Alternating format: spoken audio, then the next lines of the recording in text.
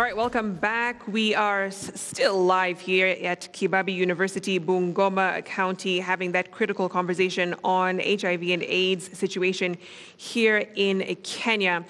Dr. Masha, we were talking about the issue of deaths and men carrying that bigger burden. More men are dying. And what's leading to that? So basically, because a lot of time, as when we see men, we see them too late. And then also they do not access testing services. Sometimes even men in relationship, they want to use their partner's status as a proxy for themselves. And we know we have so many discordant people in this country. And therefore, it's not 100% that if your partner is negative, you're also negative. Mm. I also want to highlight that among these men, also the younger men, because we see that every day we lose about 6 young people to AIDS-related illnesses between the ages of 15 to 24. Mm. And we lose more boys, of course, than girls again, because, again, as they grow older, the younger boys tend to take the same pattern of health-seeking behaviors, even when they're their parents, like other men who do. So, and that's really a big challenge, because then we know that, of course, the burden of HIV is among women, but then the deaths are occurring among men. And these men sometimes, they will then leave more problems for the women and girls, because a lot of time if the breadwinner dies, especially in a patriarchal society like ours, is that there is fights, and Rose can tell us, there is a land issue, there is a property, and before long, if there was a stable family, it becomes completely dysfunctional because the man has died. So we must do everything possible to ensure that we get the men, test them early, and keep them on treatment. And that's a challenge that not only Kenya is having now, but the entire world, where we must sit down and say, where are we leaving these men? Mm. Where are the men? And sometimes also when we get these men, as I said earlier, we have a large cohort of men and younger men who inject drugs. So when they get HIV, they're about almost 5 times likely to have HIV than those who don't inject drugs. Again, you have a complication of making these men adhere to treatment when they're again using, they have a substance disorder. So those are the challenges, and the only way out is prevention in the first place. So preventing the infection, preventing men and boys from getting into substance disorder use, so that at least we can begin to have a conversation of how to ensure that those we are missing who are already with HIV, we bring them into treatment and sustain them on treatment. Let me ask a question, and just to kind of poll the room. For the young men in the room, how many of you have gone for a checkup in the last 5 years? Okay, like a few hands in the room, right? That's out of how many of you? And just to prove a point, you know, Fred, that health-seeking behavior among not just men, but just boys, it doesn't exist. Why is that the case, and how do we get more of them to start caring about their health? Thank you very much. Again, Victoria. It's all about the rigid gender norms on masculinity. What is it that we have been telling the boys as they grow up? You know, I think in other communities, you must have heard statements like, behave like a man, act like a man, be manly, be tough. And all these statements are actually meant to construct boys in such a way that they are going to behave in a certain manner. Mm. Unfortunately, some of these behaviors are actually putting the men at risk.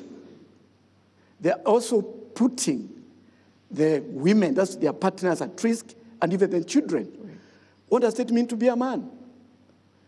From the time a boy is little, they are being told, you know, you have to be tough, you have to be aggressive, you have to be outgoing. So they are actually risk takers. Mm. They have to be brave. And so, what is HIV to a man anyway? You can't even see it. So why should I even wear a condom? You know, wrong type of bravery, you know, wrong notions of bravery. Because of that they have been brought up. So it's about the rigid gender norms. Mm. And you realize that as they are growing up, they, a man is supposed to be tough according to the society. And that type of toughness may make them not even to go to hospital. In fact, many times I tell people, when you hear a man has been admitted in hospital, start preparing for his funeral. Because by the time they go to hospital, it's already too late. But this is unlike women. When they hear even their own friends, they have gone to hospital, maybe on some pains here and there, they say, oh, what did they tell you? Right. I had a problem. I also go for a checkup. But a man would delay until it is too late. And even when they go to the service provision point, how are they received? Again, we also need to visit or to revisit some of our service provision points so that they can also be male-friendly, so that a man can feel comfortable walking into a clinic and explaining himself without any fear. But you see, the society, if, for example, a man keeps on going to hospital, it's like, hey, why are you always going to hospital, Dr. Mbaraza? Are you not a man? So they want to show that they are men. And in the process, they die. They keep on dying because they think it is manly. Other behavior that we are talking about, look at some of the sexual behaviors of men, for example. It's easier for a man to have multiple sexual partners. It's easier for a man to have to buy sex, what you call transactional sex. It's easier for them to have cross-generational sex. That is where people are having sex, and they have an age difference of more than 10 years. And this is seen as, it is normal. That is what it means to be a man. The more you conquer, the more you look like you're a man. But in the process, you end up being conquered. And they used to say when you are growing up, like, men are like cowboys. A cowboy never gets sick. That's what we used to be told. And when a cowboy gets sick, they never die. If they die, they don't rot. If they rot, they don't smell. So you're supposed to behave like a cowboy. Like a cowboy. And this is what is causing all this type of thing. Right.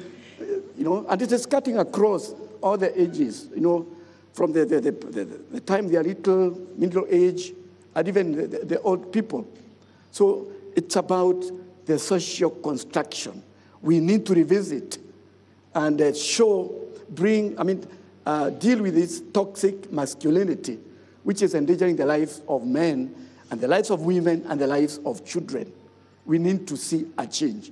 And that change must start from where we see it. It has to start at home. It has to go to institutions, including even the religious institutions. You find some of these rigid gender norms are being actually cemented, even in the mosques, even in churches, where they keep on talking. So sometimes you see this, the holy men of God, the holy women of God, not, of course, our deputy governor here. I know she's transformed. They keep on passing wrong messages in the name of religion, interpreting the holy books within their socio-cultural eye. They wear the socio-cultural lenses. They interpret the Bible, the Quran, through the culture. You listen to the preacher, he is not speaking the word of God. Right. He's actually preaching the Luya culture, the Kikuyu culture. And it's doing a lot of damage, clearly, from what we're seeing. Exactly. We'll come back to that point, right. Fred, but let's take another short break. We'll be back with the discussion. Stay with us.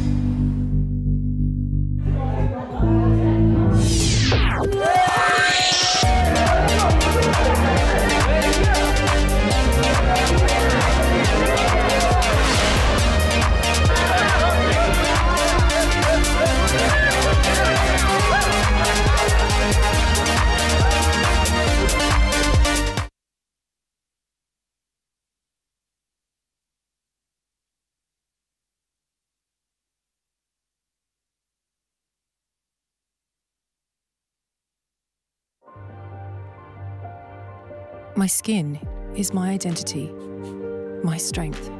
It's unique and deserves care made specially for me. New Nivea Radiant and Beauty Advanced Care with 5 oils and 5 vitamins. 48-hour nourishment. Helps reduce appearance of stretch marks in just 2 weeks. New Nivea Radiant and Beauty Advanced Care for your shade of beautiful.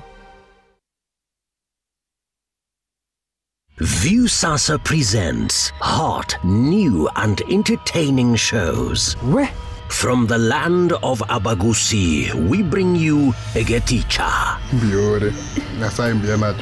A sizzling new drama full of twists and turns of a family in constant conflict. I will come back with 411. And from the creators of Makarao. It's laughter galore. Exclusive, fresh and exciting content. Only on Viusasa.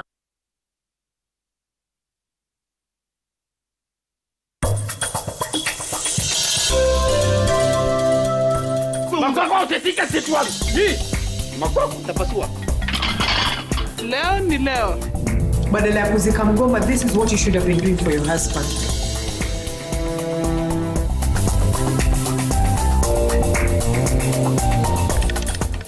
A gated community property by Safaricom Investment Cooperative featuring quarter-acre serviced plots with an introductory offer of 8.4 million shillings. The Zaria Village. Dream it, own it, live it.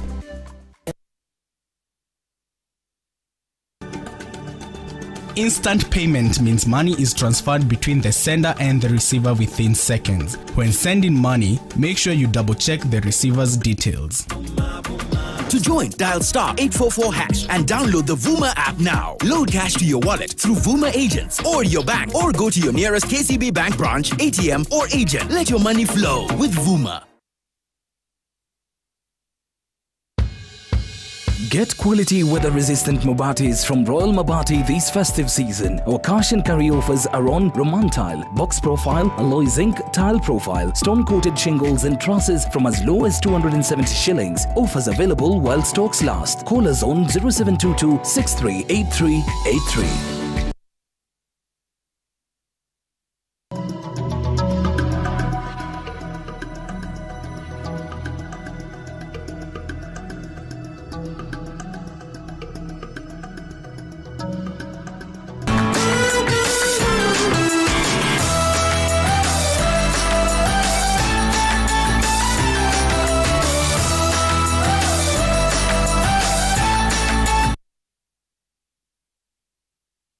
Go is about thriving, reaching for the stars. It's about exploring new ideas, securely and safely, from the palm of your hands. It's go time with M-Pesa Go.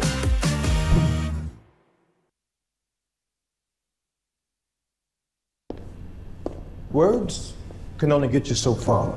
My tasting notes for Black Label are as follows.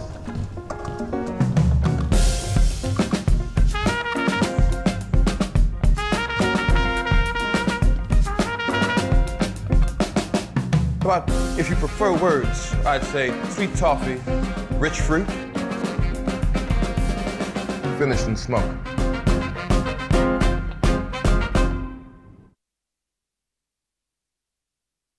On Friday, 2nd December, the Fellowship of Christian Unions, Focus Kenya, invites you to a fundraising dinner in support of their Hatua Development Initiative, happening at St. Andrew's Multipurpose Hall along Nyerere Road from 6 p.m. Hatua aims to equip 10,000 students annually in an effort to produce a new generation of value-driven leaders, and is seeking to establish training centers in Nairobi and other regions. Come, let's change the future of our country one student at a time with Hatua by Focus Kenya. This initiative is proudly sponsored by Royal Media Services.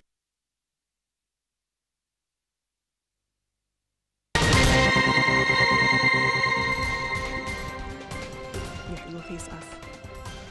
Yeah.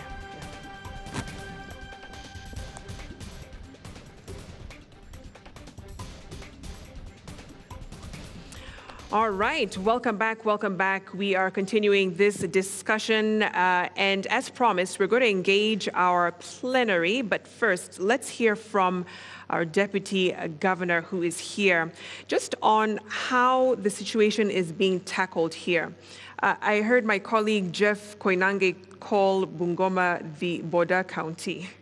And we know how much of a menace the border culture is, especially when it comes to teen pregnancy. Deputy Governor, what is happening in terms of engaging these young men, changing the thinking and changing behavior, especially when it comes to interacting with the young women here?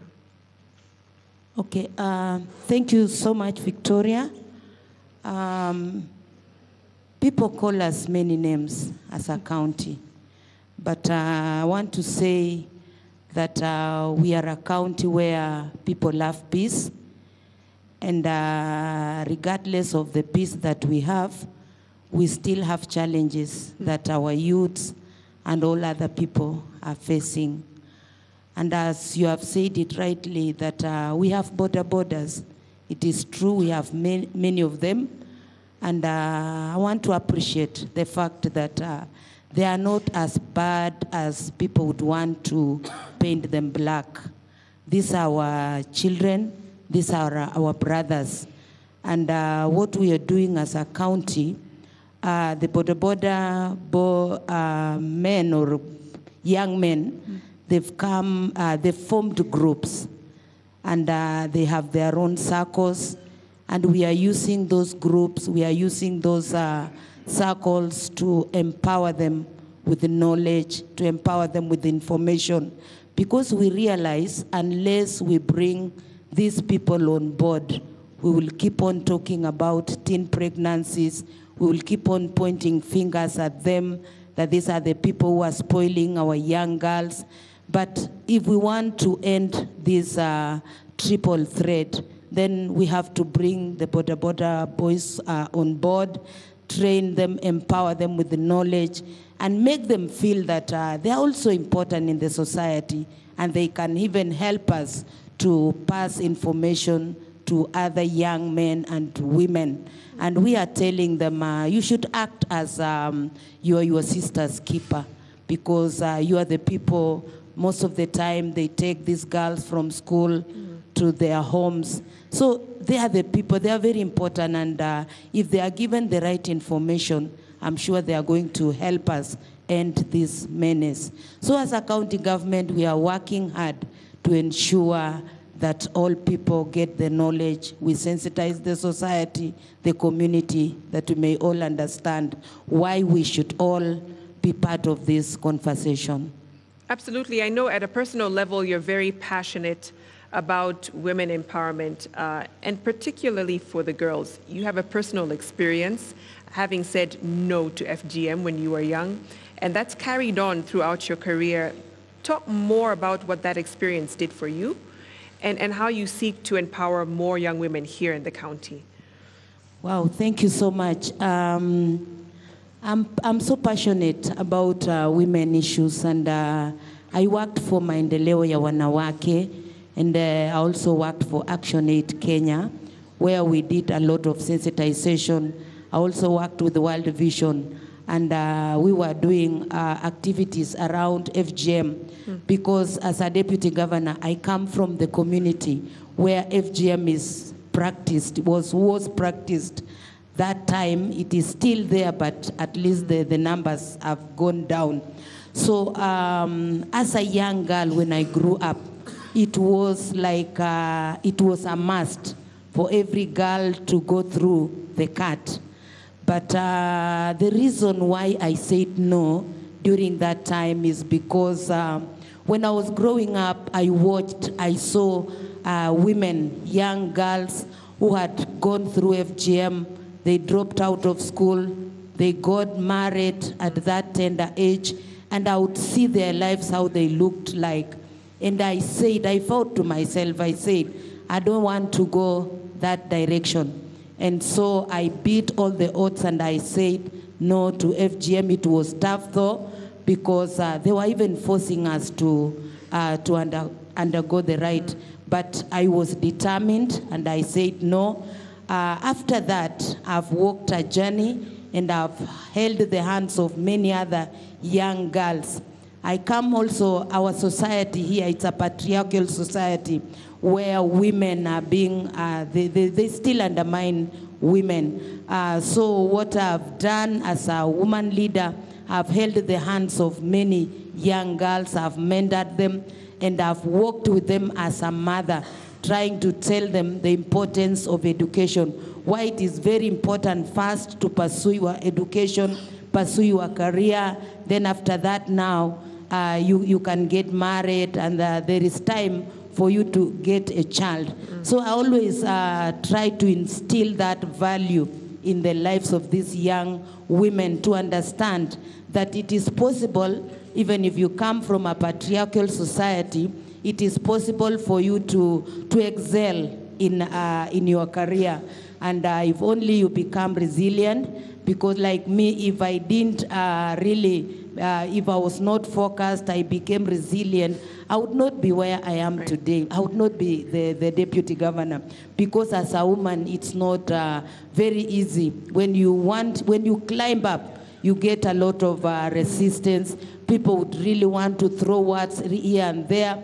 But when you remain focused and you just keep on pushing, you will be able to achieve whatever you want to achieve in life. So my encouragement to the young women, young girls of Bungoma, please let us say no to these retrogressive cultural practices. Let us say no to gender-based violence.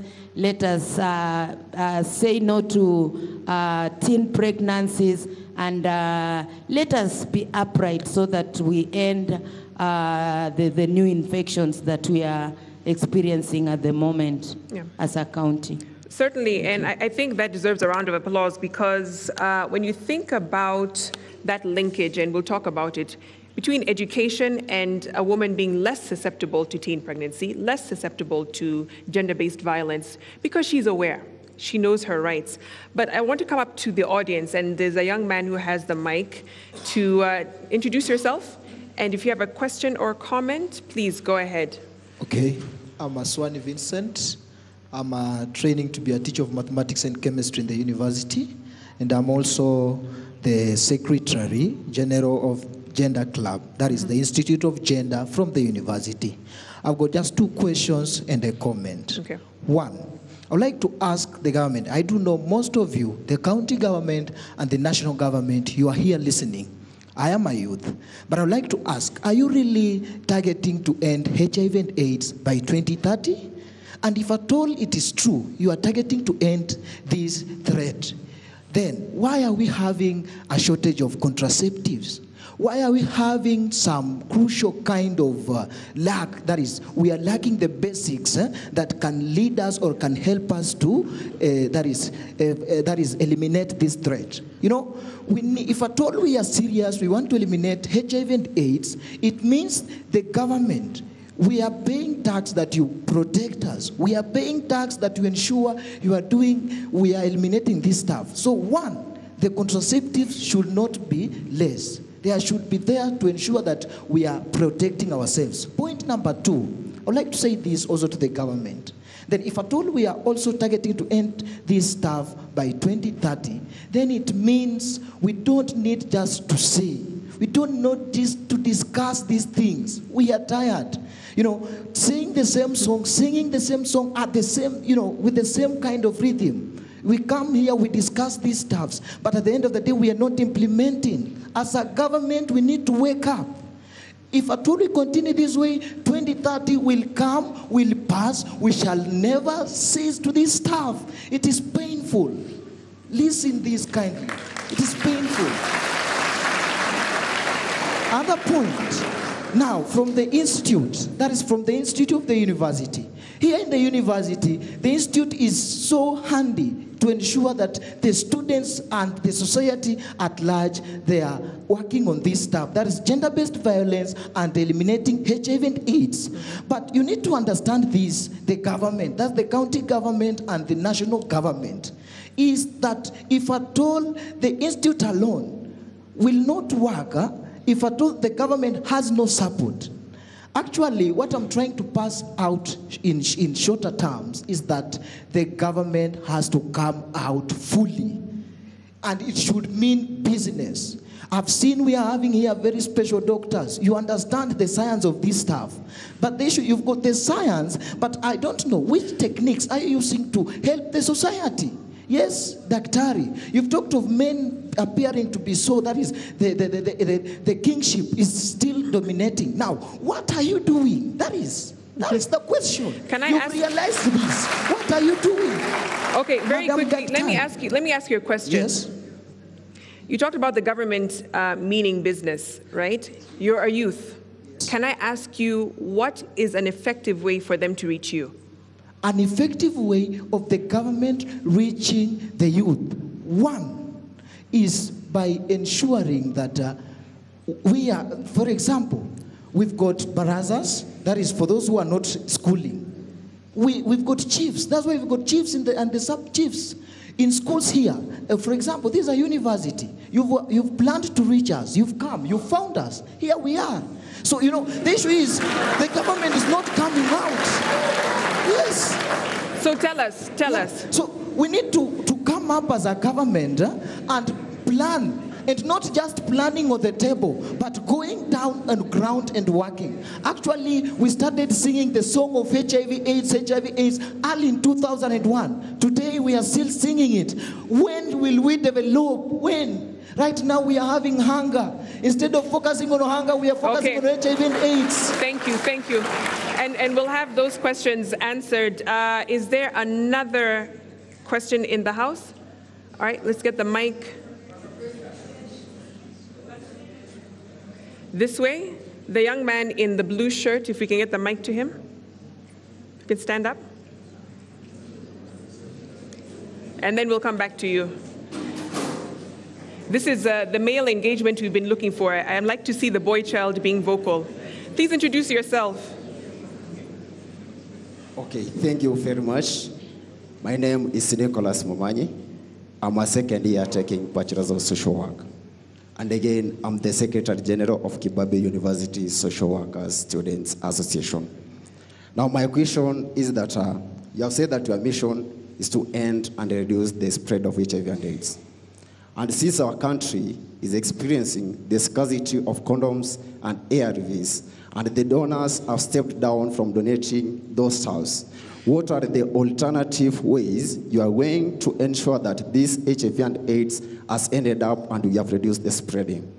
My second question, why are we that in some of the countries in Kenya, we are facing the scarcity of those contraceptives?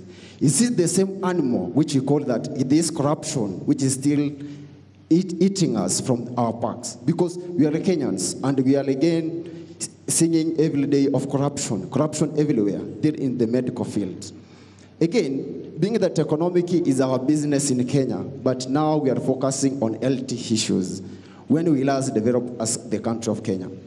The other question, why is it that when maybe during teenage pregnancies, you end up blaming only the men? You end up blaming the men and you are not blaming those ladies or the female gender. And what are your efforts which are putting down to make sure that those border riders which are saying that they are the one who are influencing and increasing the teenage pregnancies to reach them? Since as here in Kibabe University, we are advantaged because tomorrow is World AIDS Day. When again are you making effort to come back to ensure that this song and this chorus is going viral, such that to make sure that those outside there are getting the same awareness which are getting to us? Because we are really advantaged because tomorrow is World AIDS Day. We have never seen anything such a kind of. Okay. And maybe I might request that if this is the way we are going to work with the same youths, which we are just depending on them and saying we are the next generation, again, we are very sorry. Okay. Because we are going to use so many youths. Thank you. Thank you very much. And just a quick note, if we can keep our questions to one, so we can get many more in this discussion. Dr. Masha, let me come to you because at least the linkage between the two young men was the issue of contraceptives. We know that Kenya is facing a chronic shortage. Why is that, and what is the government doing about it? Thank you very much, Victoria. Of course, the young people rightly say that the lack of basic and essential commodities such as contraceptives and condoms is almost bordering to what they're saying, a human rights violation. But I must admit that over the years, we are aware that we as a country, before we got where we are as a lower middle income country, we relied so much on grants.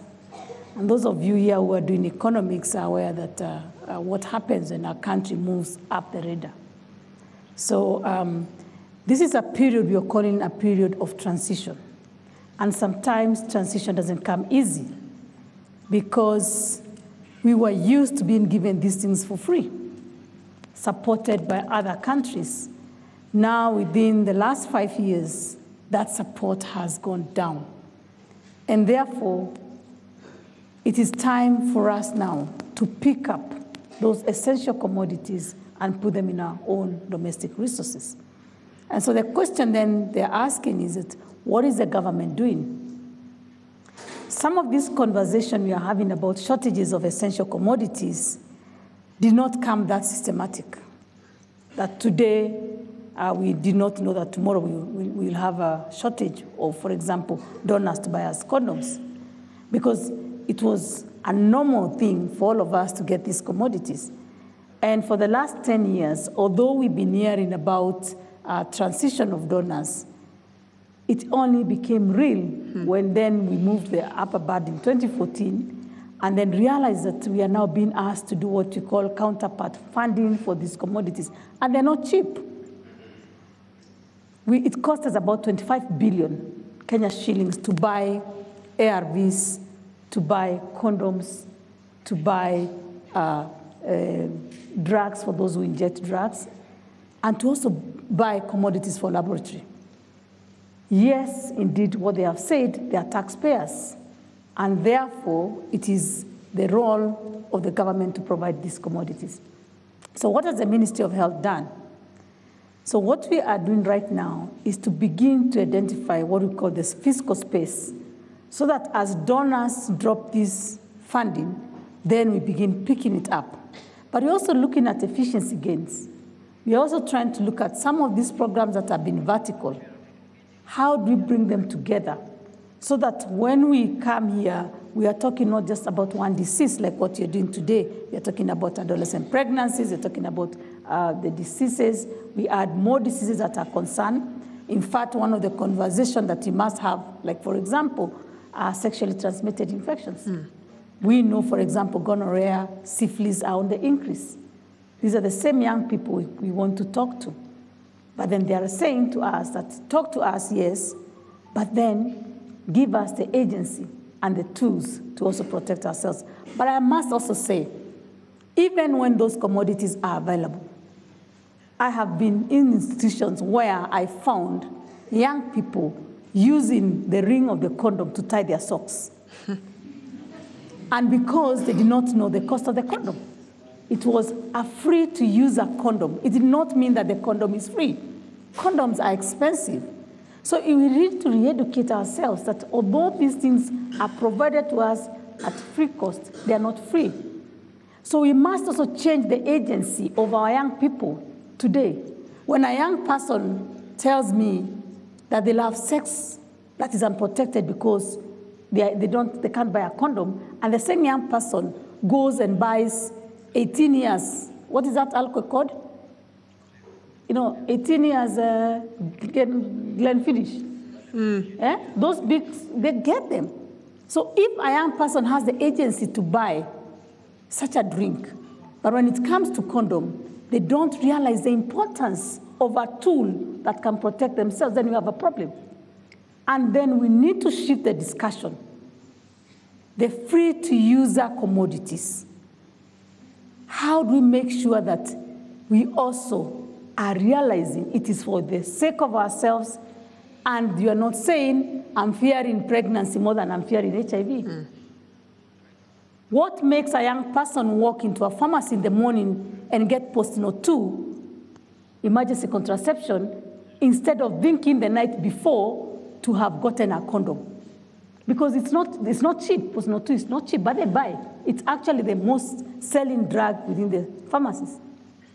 What makes a young person not want to buy a self-test kit, and yet they want to buy, or they want to have sex that is unprotected? So we must start asking ourselves, what culture do we have for the young people? And the agency we are building for protection must come right there. So yes, the government has a responsibility, but we must have a cooperation between the citizen and the government for us to win this war.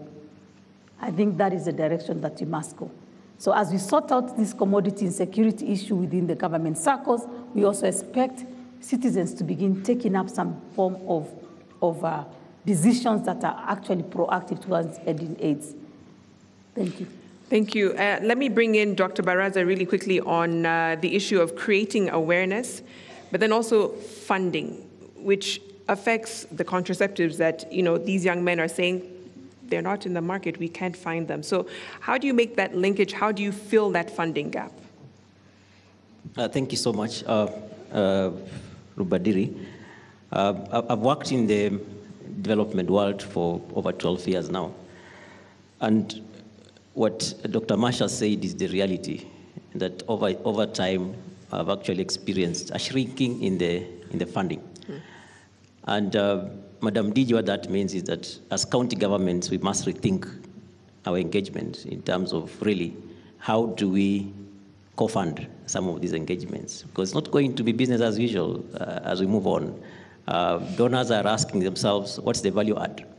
So governments or county governments that are going to actually be seen to be engaged in terms of co-funding are likely to get a bit more engagement, more funding towards that.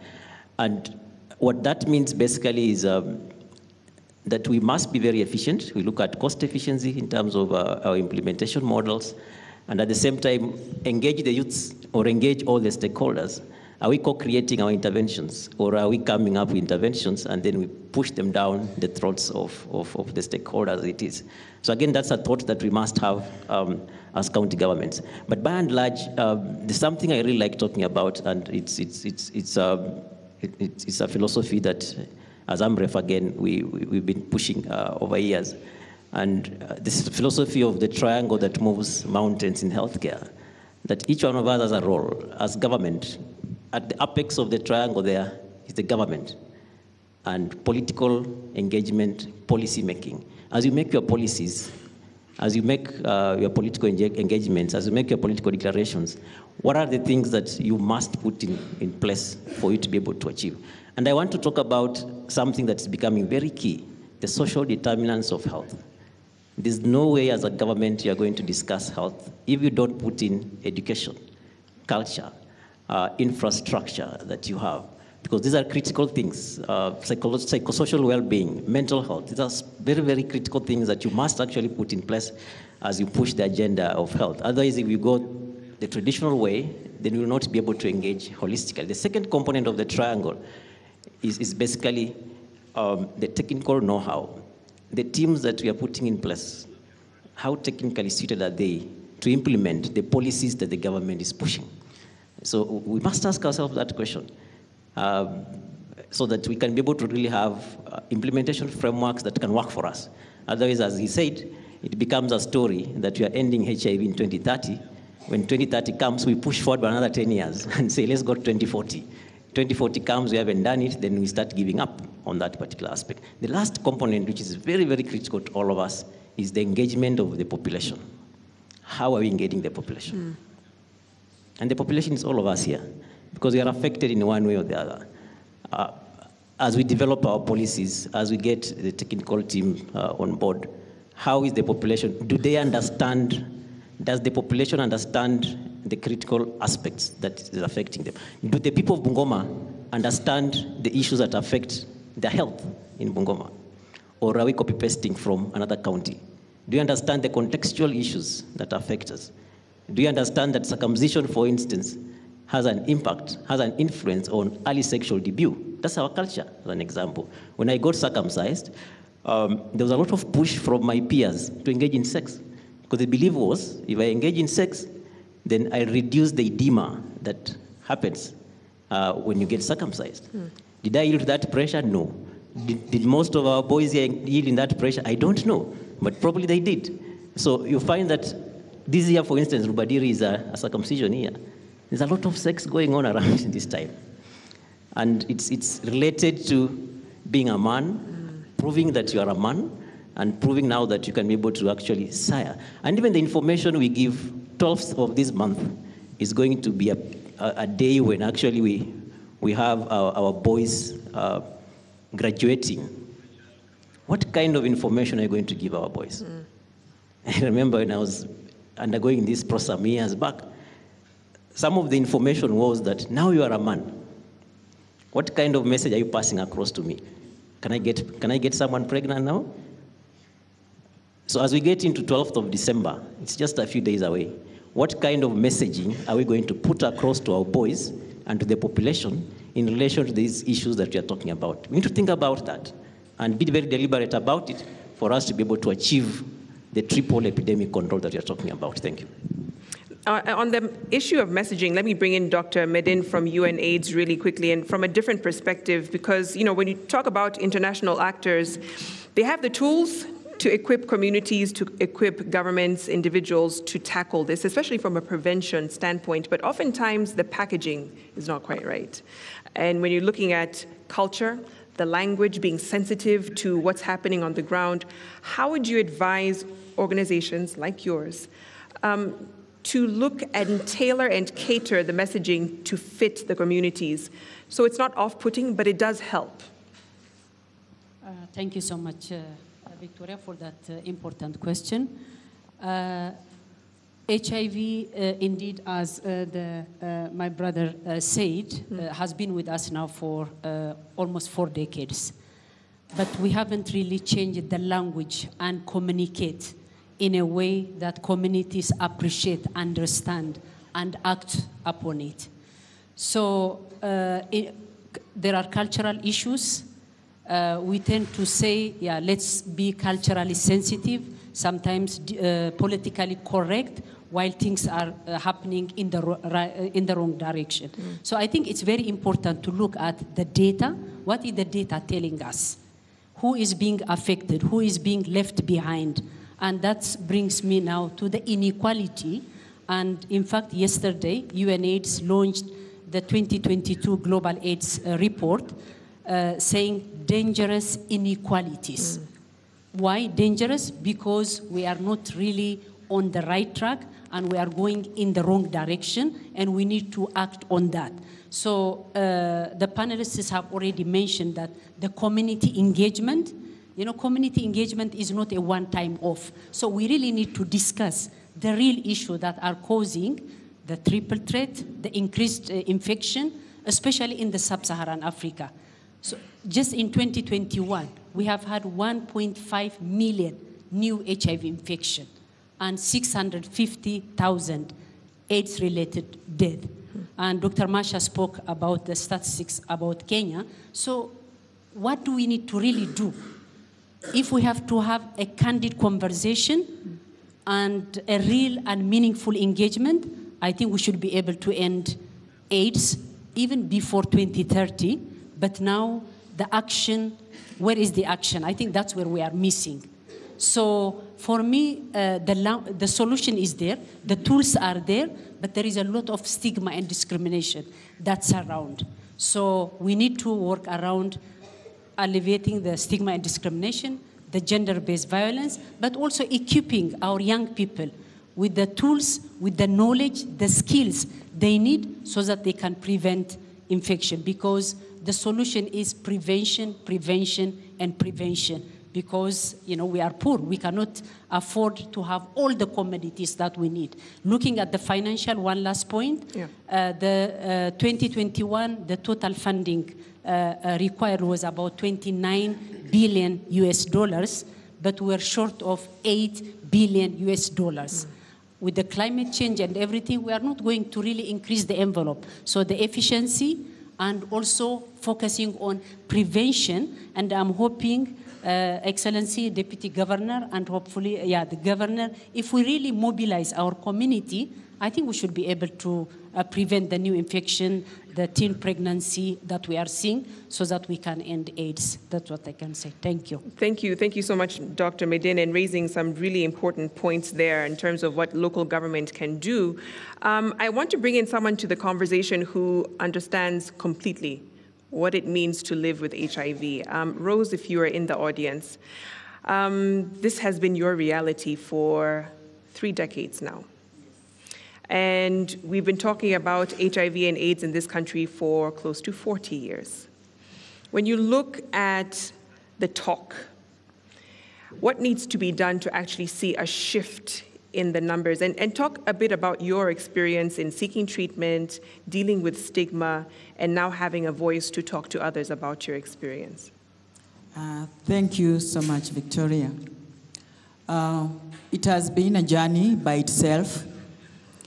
And it came to a point whereby I had to talk to myself and say, let my voice be heard. It was in 1998 when my late husband passed away. He passed because of HIV/AIDS. It was not easy.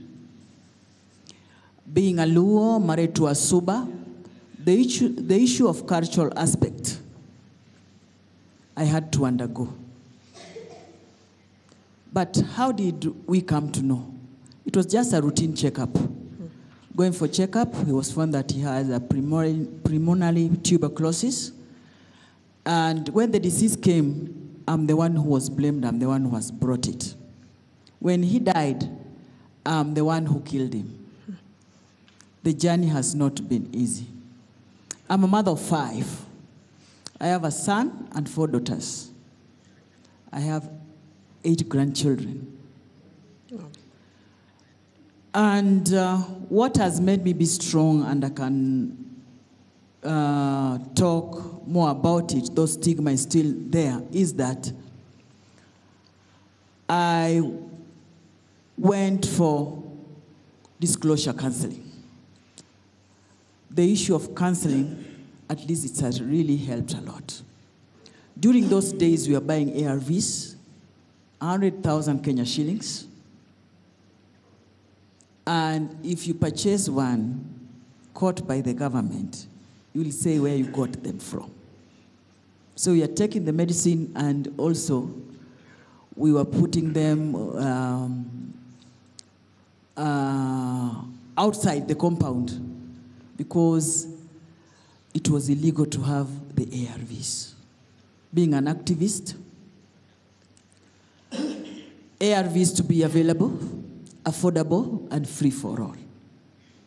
I give kudos to the pioneers, the late Eunice Odongo, Roland Slenya, the late Joe Morioki, and us who are still lighting the candle, Assunta Wagura, Dorothy Onyango of WOFAC, and others.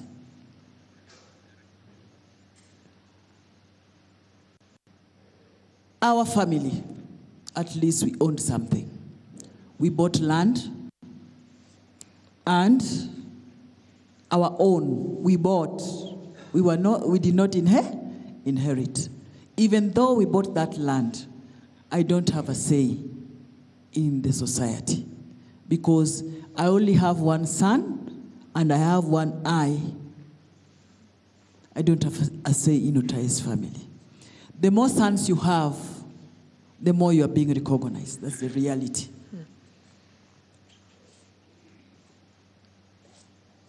Now it has come to a point whereby the more girls you have, at at least the more you're being recognized. So, a child is a child. A child is a child. And I'm here at least to talk to you youths. It's a reality. It's a reality. It is real. It is real. The issue, number one, adherence. You adhere to the medication. You adhere to your behavior. Behavior change is more important. You walk the talk. Two, the issue of nutrition. You can't swallow your medicine on an empty stomach, whereby we have the new start that now we are trying at least to advocate for. And I thank Dr. Masha, because they have done a lot to us. The new start whereby nutrition, E is for exercise, W is for water. When you're taking medication, any medication, either HIV, TB medication, or any other medication, you need to detox your body. At least 6 to 8 glasses, but if you are taking the ARVs, at least 2 to 3 liters in a day. As sunlight, sunshine, it is good for your skin. T, treatment. When to take it, how. When you go for your checkups, at least Dr. is here, you need to go for checkup, so that the opportunistic infections, because at times we take it for granted. I'm taking ARVs, but now my immunity has been suppressed. That's why I'm taking it. But now at least if I've boosted my immunity now, I'm healthy and strong. Yeah? You are healthy and strong, but the virus in you, yeah, is like an atomic bomb. Are we together? You think you're going to reinfect someone, but at least you're going to get another strain that you don't have. Okay? Then, we need to have time to rest. Okay? And also, time for your own self. Your behavior today is your future tomorrow. Amazing advice there, Rose. Thank you so much. And I hope this is being heard loud and clear. Really quickly, let's go to a few questions and comments in the crowd. And please, please minimize it to one question per person. So let's go to the young lady in the green hoodie behind. Yep. And then we'll come to the gentleman in the suit here in the front. And I need someone in the back. I see your hand. I'll come to you. Go ahead. My name is Patience Omondi. I'm a journalism and mass communication student. So Bungoma County is a border county and we are close to the Malaba-Uganda border. Casual sex is very rampant here, especially in Kandui, because this is where most truck and lorry drivers park. This is worrying because young university girls like us are affected because, of course, there are some students who engage in the act. So my question goes to Madam Deputy Governor. What are you as Bungoma County government doing in order to curb casual sex? Because this is one of the main ways to contract HIV and AIDS. Thank you. Thank you very much. We'll come to the gentleman here in the front. And then I see your hand up in the back. We'll come to you. Right here in the front.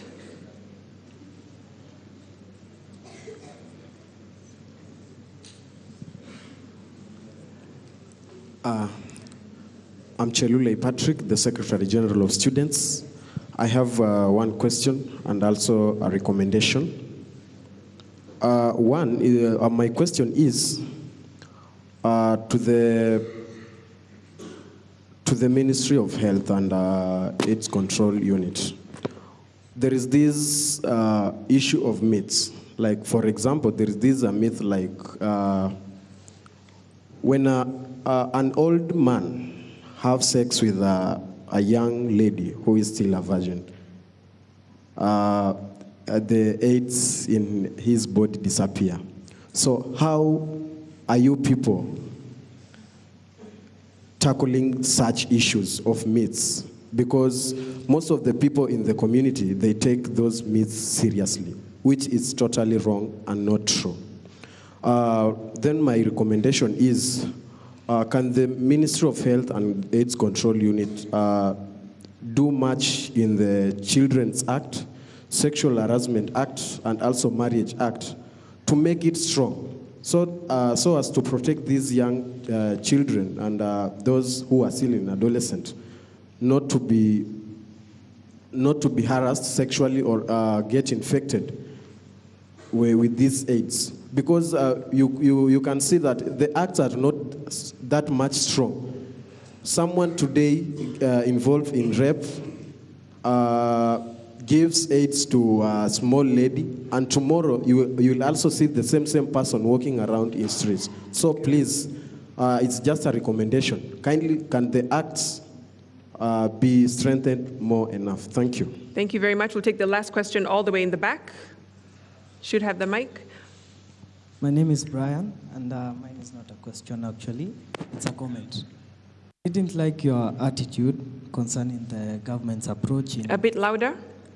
I didn't like your attitude concerning the government approach towards curbing HIV and AIDS, and I think the government is trying.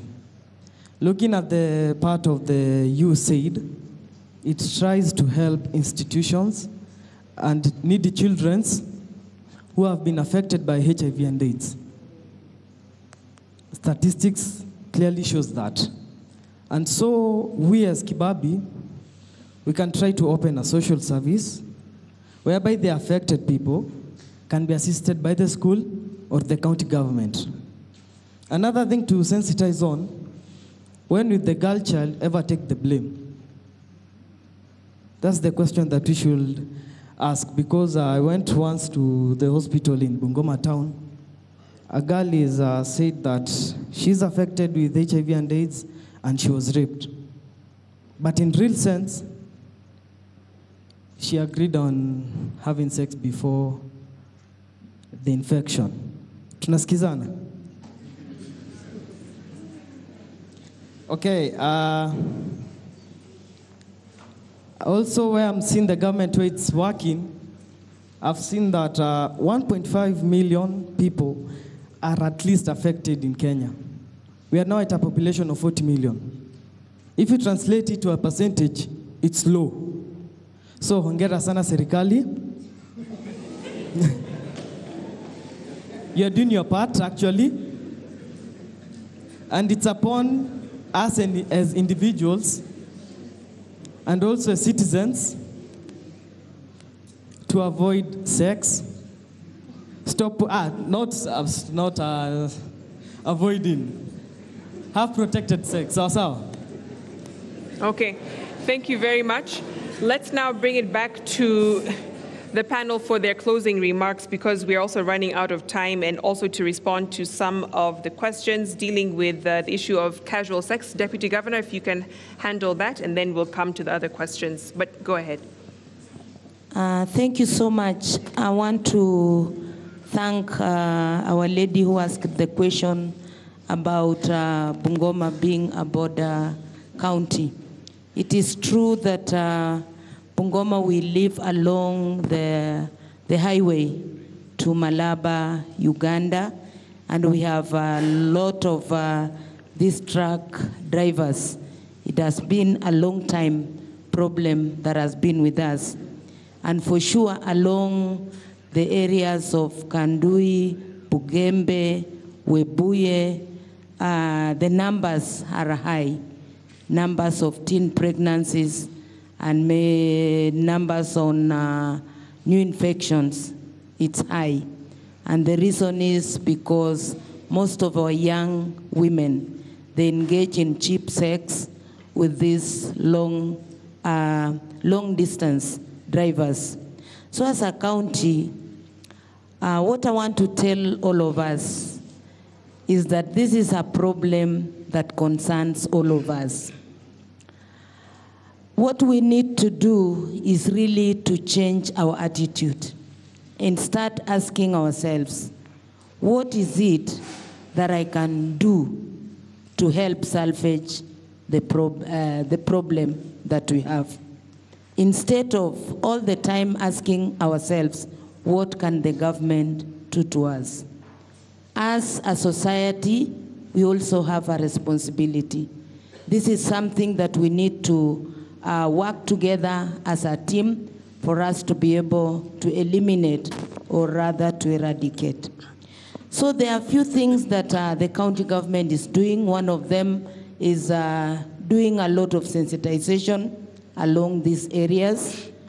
And someone talked about having barasas. These are things that we are already doing, and we are partnering with the national government.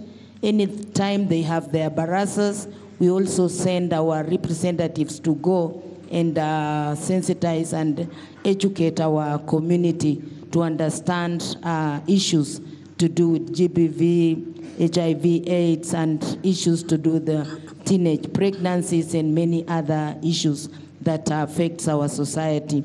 So sensitization is an ongoing activity that we are doing it, and we are not about to end it until when we see that we have eradicated, we have eliminated totally the triple threat. That is when maybe we can be able to say we are now stopping. Otherwise, the sensitization is ongoing.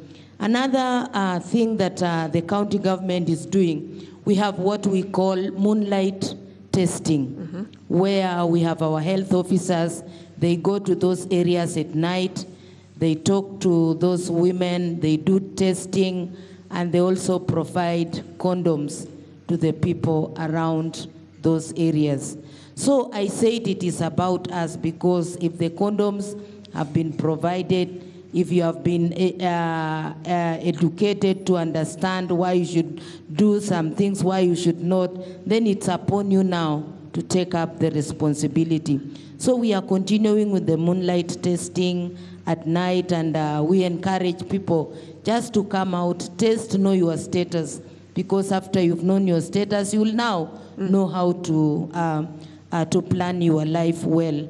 We also, as a county government, we have an economic empowerment programs for our young people, and in our governor's manifesto, we have the Women Empowerment Fund, where we want to give to our women so that they can start doing small business. We also have trade fund, and we have youth empowerment fund. So these are things that are available to us, and it's upon us to take up responsibility, to wake up and just say, here I am, I want to do something that can change my own life and also change the community. So my people, it is about us, not about any other person. It is about us changing the attitude. It is about us changing the narrative and just trying to see what can we do together as a people to end this triple threat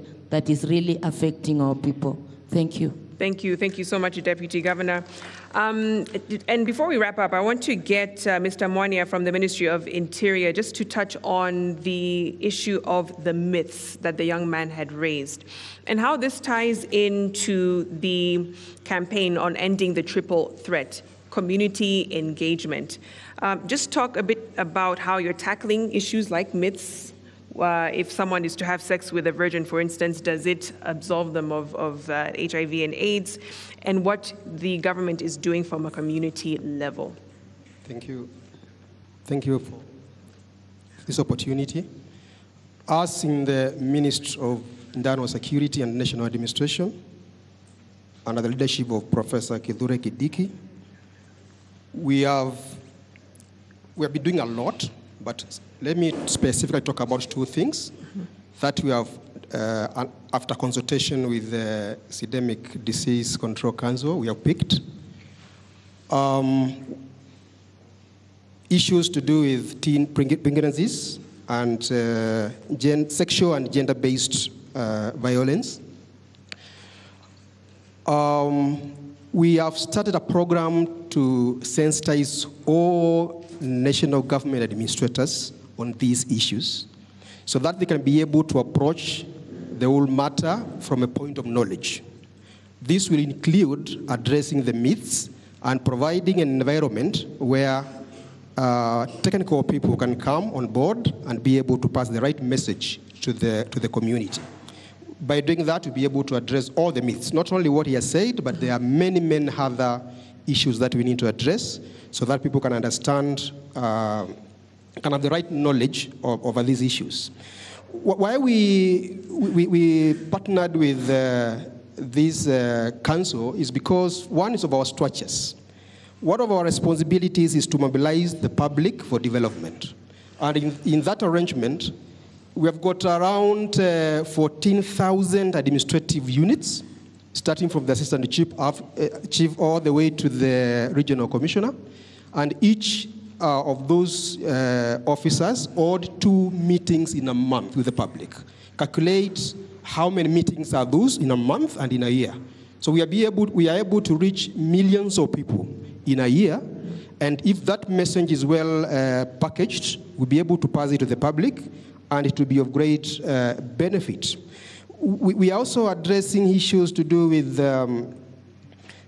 the girl child, specifically on issues to do with transition, school transition, and also address issues of absenteeism to schools and dropouts. With this one, you find that in every time schools are opening, like in January, we'll be able to go around and check in every school whether there are some students who have not reported. And we go to the specific homes and check what is the problem that this specific student does not report to school. And the chiefs will be able to address those issues at those levels. So in such a way, we are reducing the dropouts, which will finally address issues to do with the teen pregnancies and availing the opportunity for the student to engage in sex. And also, at the end of the day, you'll find that the student is empowered, and as you said earlier, you'll be able to make a decision about herself, as well as addressing the issues of the boys, because you find that due to alcohol and drug abuse, issues to do with labor, child labor, and all this. Right. The boys are able to find money, able to get borders and get money early enough. Then they see no need of furthering education, because at least you can be able to get something for your use. Okay. Finally, we are addressing the issues of retrogressive cultural practices, because it's one of the enabling environment for the transmission of HIV. And I want to start by saying one of those practices, just like Dr. Marsha said, is being able to purchase morning after pills, but you cannot purchase condoms on Friday evening. According to me, that's one of the retrogressive, nowadays, retrogressive cultural practice amongst our people. Again, we also address issues to do with settling cases of gender-based violence out of court. This is not good. You'll find that some of these parents allow this to continue because it is easy to handle these things out of court. We are saying many of these acts are criminal in nature, and the police are ready to prosecute and be able to reduce, because the moment we sort them out of court, we will not be able to finish the matter, because we encourage them, because it is easier. Okay. As I finish, I want to say that there was a situation that I came across where a girl was sexually assaulted, and they held us to sit and sort out the matter by asking for payment from the perpetrator's family. This sort of payment does not reach the affected girl. It is money that the parents take and they share amongst themselves. They slaughter a goat, and even the girl doesn't eat that meat. So you find that such a practice does not benefit the girl child. Right. So we are fighting all those cultural practices amongst many other issues that we are doing as a ministry. Thank you. Thank you so much, Mr. Mwania, and certainly we'll be following up on a lot of those interventions. We're wrapping up now. It is officially December 1st. It is midnight. It is World AIDS Day. And as I give the floor to my panel here, what is your parting shot? What is your final word to those in this room, to the next generation who now will take on that burden of fighting HIV and AIDS once we're long gone? But let me start with you, Dr. Baraza. Dr. Masha, you'll have the last word. Dr. Baraza, what would be your parting shot in about a minute or less? Yeah, mine will be that we are celebrating the World AIDS Days in Bungoma for a reason.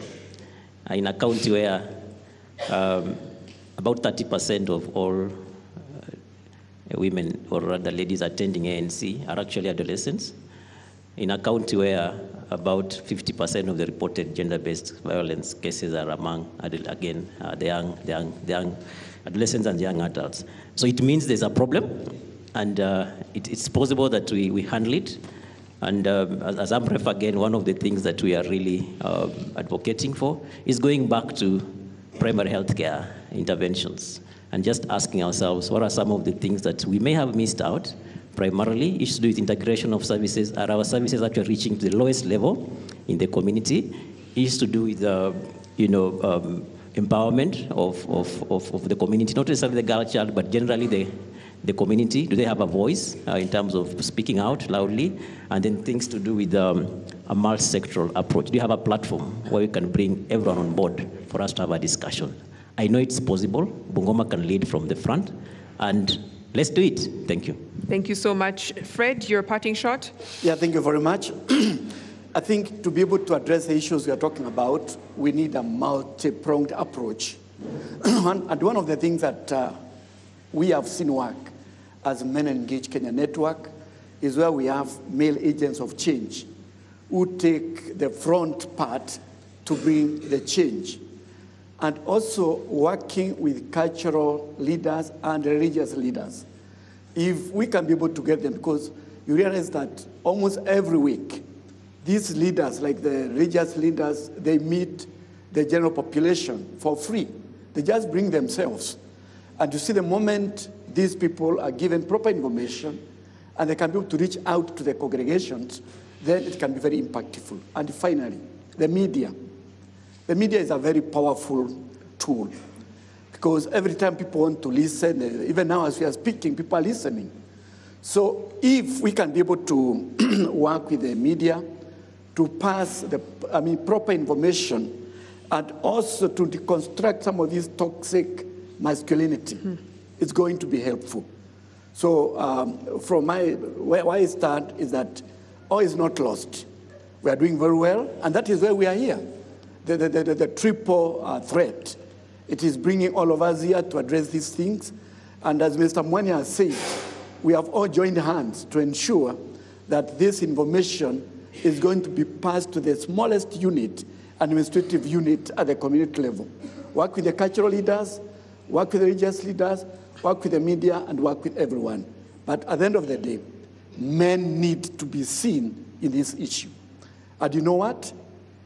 Every man has some connection with children, either as an uncle, as a father and grandfather, a coach, a teacher, name it. If therefore they can be able to come and play their role properly, it's going to work. And the good news is, not all men are bad. Most men care, particularly about women who are important in their lives. They care about their wives, they care about their girlfriends, they care about their workmates.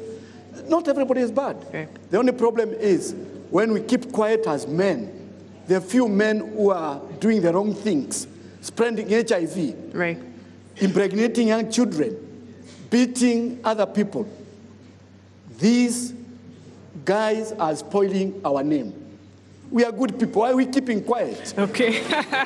Thank you so much. Dr. Masha, final word goes to you.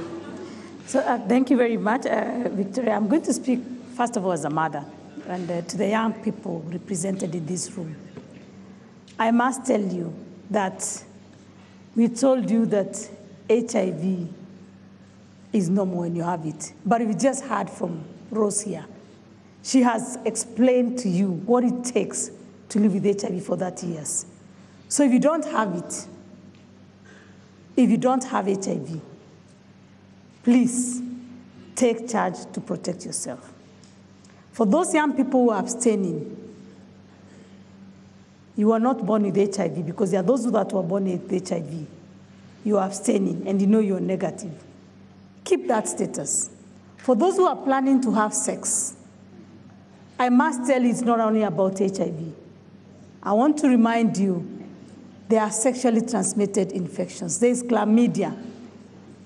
A few years from now, when you want to have a baby, your fallopian tubes are blocked because you got chlamydia when you were young. So I'm telling you that there are consequences of having sex. And those consequences can live with you for the rest of your life. So if you're planning to have sex, let it be protected sex. We also have choices such as pre-exposure prophylaxis. Those commodities are within our facilities. If you must have sex, then use one of the choice to protect yourself. And therefore, I want to call you as partners, not to speak to you, but to speak with you. So that when we have to say to your secretary there that we are looking forward to an AIDS-free generation by 2030, he's not going to think that we don't walk the same path, but he's going to see himself as a partner in this journey. So welcome all of you. I hope from today onwards, you are a partner as an individual, also as a partner with your friends. Thank you very much. Thank you so much. Round of applause for my panel, for yourselves as well. Thank you for being such amazing audience and hosts. And the work starts right now. 2030 is not far. 7 years to go until we hit those targets. We all have a responsibility, whether you're individual, government, civil society, experts.